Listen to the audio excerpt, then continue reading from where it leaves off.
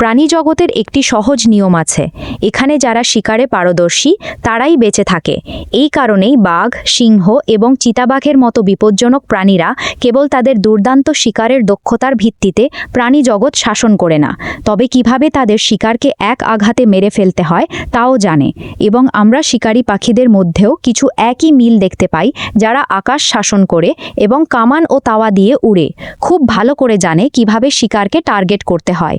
এমন পরিস্থিতিতে আজ আপনাদের পরিচয় করিয়ে দিই এমনই কিছু ভীতিকর পাখির বিপজ্জনক আক্রমণের সাথে, যারা তাদের শিকারের দক্ষতা দিয়ে আকাশ, জল এবং স্থল সর্বত্র আতঙ্ক সৃষ্টি করে এবং চোখের পলকে তাদের শিকার মেরে ফেলে। ঈগল সাপকে আক্রমণ করে। সাপ তার গতি, ক্ষিপ্রতা এবং বিষাক্ত বিষের কারণে অত্যন্ত বিপজ্জনক হতে পারে, কিন্তু ঈগলের মতো দুষ্টু শিকারীর হাত থেকে পালানো সবসময়ই কঠিন। এটা ঘটে। এখন এর কারণ হলো ঈগলের চোখ দৃষ্টি আশ্চর্যজনক, যার সাহায্যে এটি হাজার হাজার ফুট উচ্চতায় উড়ে গিয়েও শিকারকে সহজেই মাটিতে হামাগুড়ি দিতে পারে। শুধু তাই নয়, কখনো কখনো তাদের তীক্ষ্ণ দৃষ্টিশক্তির সাহায্যে তারা জলে বসবাসকারী সাপকেও দেখতে পায়।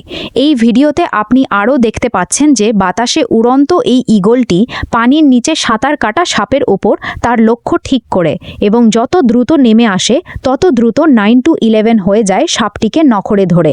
সাপটি ঈগলের খপ্পর থেকে পালানোর আপ্রাণ চেষ্টা করলেও ঈগলের সামনে এগোতে পারে না।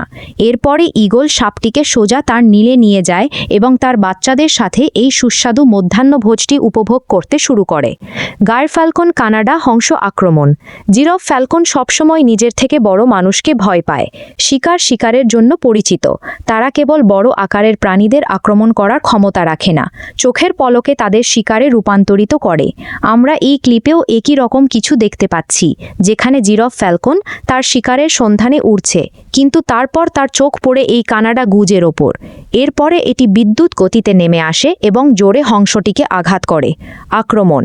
একই সময়ে কানাডা গুজ এই প্রচণ্ড আক্রমণ থেকে নিজেকে রক্ষা করতে সম্পূর্ণভাবে ব্যর্থ হয়, কারণ জিরাফ ফ্যালকনের কৌশলটি হংসের ঘাড়কে পূর্ণ শক্তিতে ধরে রাখা এবং তারপরে তার মাথাকে তার নখর দিয়ে আঘাত করা। যাই হোক, অনেক প্রচেষ্টার পরে জিরাফ ফ্যালকন অবশেষে তার কৌশলে সফল হয় এবং কিছুক্ষণের মধ্যেই কানাডা হংসকে তার শিকারে পরিণত করে। নীল পাখির আক্রমণ। সবুজ মাম্বা। আসুন আমরা এই ভিডিওতে আপনাকে দেখাচ্ছি একটি ছোট নীল পাখি একটি গ্রিন মাম্বা শিকার করছে, যা দেখে আপনিও ভাবতে শুরু করবেন যে এই ছোট দেখতে পাখিটি এত বিপজ্জনক হতে পারে কিনা। এখন আসলে যা ঘটে তা হলো ক্লিপে দেখা সবুজ মাম্বা নীল পাখিটিকে ছোট পাখি ভেবে তার শিকারে পরিণত করার চেষ্টা করে, কিন্তু নীল পাখি সাপের প্রতিটি আক্রমণ নস্যাৎ করে দেয়। সে তার ঠোঁট দিয়ে সাপকে আক্রমণ করতে থাকে। পাখির ক্রমাগত আক্রমণে সাপটি বিরক্ত হয়ে সেখান থেকে পালানোর চেষ্টা করে, কিন্তু এই নীল পাখিটি প্রতিবারই তার ঠোঁট দিয়ে সাপটিকে ধরে ফেলে এবং তার পালানোর সমস্ত প্রচেষ্টা ব্যর্থ করে দেয়। যাই হোক, দীর্ঘ সংগ্রামের পরে অবশেষে সময় আসে যখন এই নীল পাখিটি সাপটিকে আক্রমণ করে এবং মেরে ফেলে। নাইটিঙ্গেল সাপ আক্রমণ করে। এবার এই বুলবুলকে একবার দেখুন, যে গাছে বাসা বেঁধে তার ছোট বাচ্চাদের খাওয়াতে ব্যস্ত, কিন্তু সে বুঝতেও পারে না যে কিছু দূরে একটা সাপ লুকিয়ে আছে, তার বাচ্চাদের শিকার করার অপেক্ষায় আছে।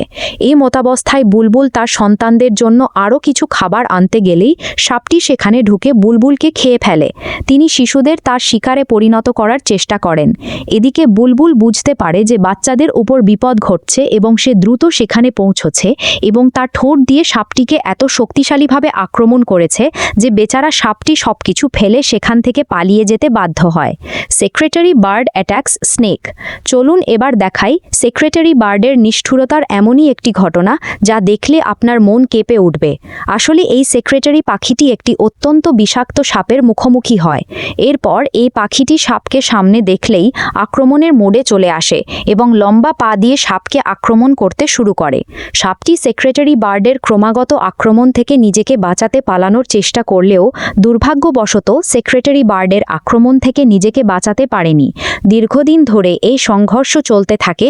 শেষ পর্যন্ত সেক্রেটারি বার্ড জয়ী হয় এবং সাপ তার জীবন হারায়। গলিয়াত হেরন ক্যাটফিশকে আক্রমণ করে। এখন যদি আমরা এই ভিডিওতে গলিয়াত হেরন পাখির কথা বলি, তবে চেহারার দিক থেকে যদিও এটি বেশ আকর্ষণীয় এবং খুব শান্ত প্রকৃতির একটি পাখি বলে মনে হয়, কিন্তু যখন এটি শিকারের কথা আসে তখন তার সমস্ত চতুরতা এবং শান্ত প্রকৃতি মুহূর্তের মধ্যে উধাও হয়ে যায়। এবং এই এক একজন অভিজ্ঞ শিকারীর মতো সে তার শিকারের ওপর ঝাঁপিয়ে পড়ে। শুধু তাই নয়, তাদের লক্ষ্য এতটাই নির্ভুল যে শুধুমাত্র একটি স্ট্রাইকে তারা তাদের শিকারকে সরাসরি মৃত্যু দেখতে দেয়। এই গলিয়াত হেরনের সাথেও একই রকম কিছু দেখা গেছে, যেটি হেরনের মতোই জলে উপস্থিত ক্যাটফিশের দিকে দৃষ্টি নিবদ্ধ রাখে এবং এই মাছটি জলের ভিতরে কিছু নড়াচড়া করার সাথে সাথে গলিয়াত হেরন তার নড়াচড়া করে ঠোঁটের সাহায্যে এটি একটি শক্তিশালী আক্রমণ করে এবং পরের মুহূর্তে ক্যাটফিশটিকে গলিয়াত হেরনের ঠোঁটে ধরা পড়ে। কালো শকুন কচ্ছপকে আক্রমণ করে। বন্ধুরা, আমরা যদি পাখির সবচেয়ে বিপজ্জনক আক্রমণের কথা বলি এবং তাতে কালো শকুনের কোনো উল্লেখ না থাকে, তাহলে এই আলোচনাটিও সম্পূর্ণ অসম্পূর্ণ থেকে যায়।